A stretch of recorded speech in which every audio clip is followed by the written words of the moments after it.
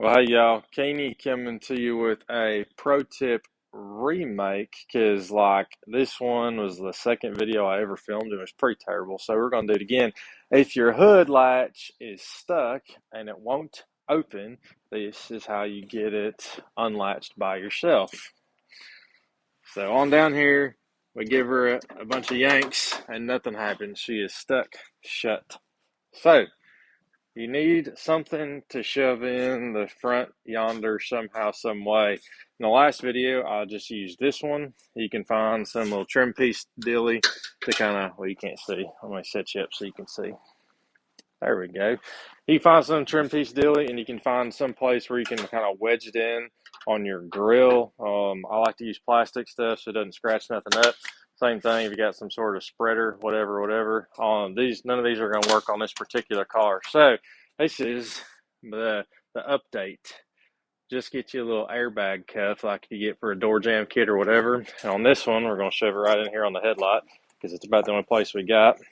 And I may speed this up, so you ain't got to watch me sit here and pump this thing up for a while.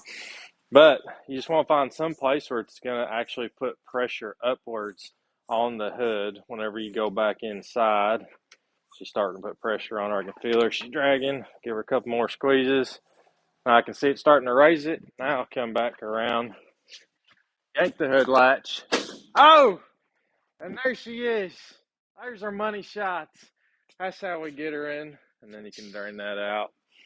But in any case, these are the three things that I will usually use the most to try and get one of these hood latches open when they're stuck and you're by yourself.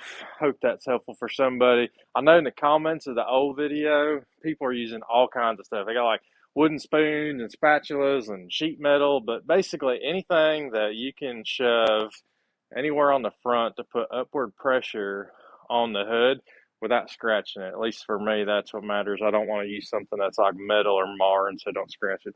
But anyway, I hope that was helpful, and I talk a little bit faster in this one, so I'll catch y'all up in the next video.